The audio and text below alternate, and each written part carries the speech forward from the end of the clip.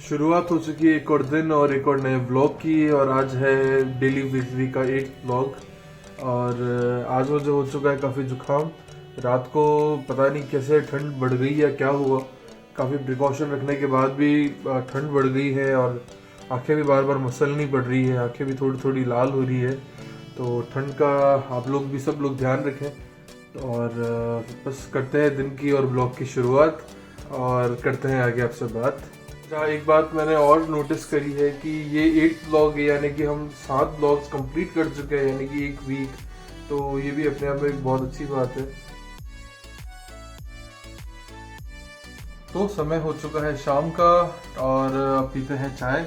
और फिर रात को मुझे जाना है Jodhpur railway station.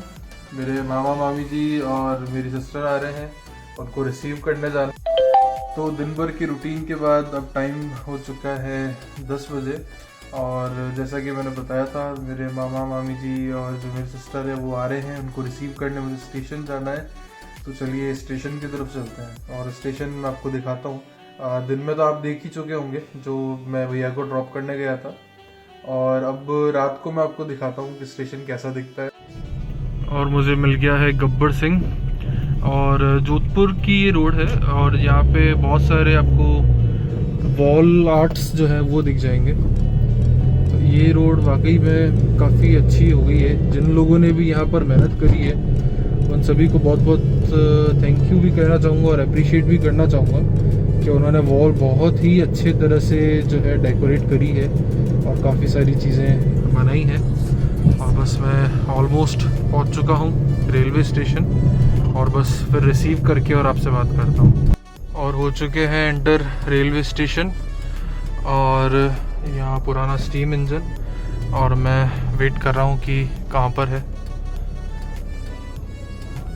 Little longer than a few minutes later. हाय दीदी। हाय। तो आ गए सब लोग फाइनली और हम लोग जा रहे हैं। ये मामा सा हेलो। हाँ हेलो हेलो। तो सब जा रहे हैं घर की ओर। हाय। हेलो हेलो हेलो बेटा। हेलो। मतलब हम जा रहे हैं घर पे।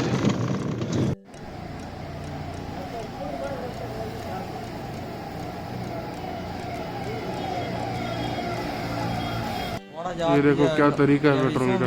हाँ। तो मामा जी और सबको मैं घर छोड़ चुका हूँ। और मैं एक चीज़ कहना चाह रहा था, शायद आप लोगों का भी एक्सपीरियंस रहा होगा कि जब मास्क पहन के आप चलाते हैं गाड़ी तो उसमें फॉग जम जाता है, जैसे कि आप फॉग देख सकते हैं मेरे चश्मे पे।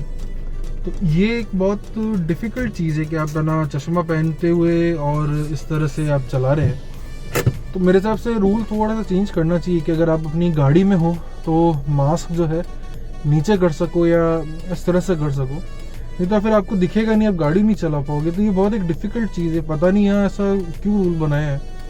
जैसे कार है वो मेरा प्राइवेट स्पेस है, मेरे साथ मेरे जानने वाले होंगे या मेरे घर वाले होंगे जो मेरे साथ ही रह रहे हैं, तो उनके साथ मुझे मास्क की ज़रूरत नहीं है क्योंकि घर में भी मैं उनके साथ बिना मास्क के रह रहा हूँ। बाहर कभी जब पब्लिक प्लेस में जाता है ना तब मास्क जो है उसकी ज़रूरत पड़ती है। जैसे पब्लिक प्लेस में भी जब इंडोर में होते हैं तो इंडोर में जो है मास्क जनरली चाहिए होता है। पब्लिक प्लेस में भी अगर आप बाहर हो तो मास्क की ज़रूरत नहीं है क्योंकि आसपास वाले एरिया में ना आपके कोई नहीं होगा। तो मेरे हिसाब से थोड़ा इंडिया में चेंज करना चाहिए। जैसे मैं दूसरी कंट्रीज़ में देख रहा हूँ, यूएसए में, कनाडा में, तो वहाँ है कि अगर आप कार के अंदर हो या पब्लिक प्लेस में ओपन स्पेस जो है वहाँ पर हो तो आपको मास्क पहनना कंपलसरी नहीं है। और जैसे ही आप किसी इंडोर स्पेस में जाते हैं पब्लिक में तो आपको मास्क पहनना चाहिए। तो मुझे लगता है ये चीज़ इंडिया में भी इम्प्रूव होनी चाहिए, बहुत ज़रूरी है। क्योंकि मास्क पहनने के बाद ना 1 मिनट के अंदर अंदर जो है वो चश्मे में फॉग हो जाती है। जैसे कि आप देख सकते हैं कि मैंने थोड़ा सा आपको कुछ बोला और कुछ सेकंड्स में या 1 मिनट में जो है वो मास्क की वजह से जो है ये मेरा फॉग जो है वो जम गई है चश्मे में। अब मुझे कुछ भी नहीं दिख रहा है। तो मुझे लगता है ये थोड़ा सा होना चाहिए कि मास्क जो है वो ना पहने या जो हल्का सा नीचे कर लें। क्योंकि सीन ये चल रहा है कि यहाँ पे अगर मास्क आपकी नाक के नीचे है और आप गाड़ी चला रहे हो तो पुलिस वाले जो हैं वो आपका ऑफिशियली चालान काट सकते हैं। वो भले ही 100 का हो 200 का हो वो एक अलग चीज़ है, बट चालान काट सकते हैं। तो इसलिए ये था। तो बस ठीक है, अब मैं जा रहा हूँ घर पे, ऑलमोस्ट पहुँच चुका हूँ घर पे, और बस अब मैं जाके और डिनर करने वाला हूँ। तो आज एक और चीज़ है डिनर में, चलिए मैं आपको बताता हूँ वो भी। आज के डिनर में है खाकरे की खिचड़ी, ये भी एक मारवाड़ी डिश है।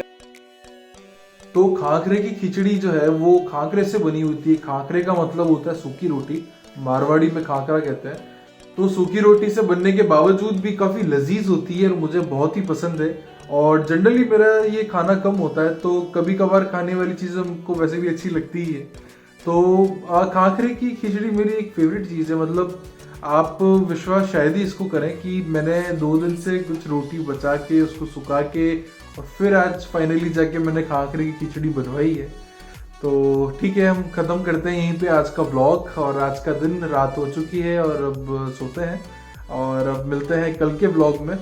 और मुझे आप एक चीज़ बताइएगा कमेंट करके कि मैं अभी तक जो है वो सुबह 7 बजे ब्लॉग पोस्ट कर रहा हूँ, तो अगर मैं उसको शाम को 7 बजे पोस्ट करूँ तो क्या आपको देखना और कन्वीनियंट रहेगा? तो टाइमिंग से रिलेटेड मुझे आप कमेंट करके ज़रूर बताएं, ताकि मैं अपने जो ब्लॉग हैं उनका टाइमिंग चेंज करना है या नहीं, और उस हिसाब से मैं अपना टाइम डिसाइड कर सकूँ। जब तक के लिए थैंक यू, गुड नाइट, शब्बा खैर, मिलते हैं अगले ब्लॉग में।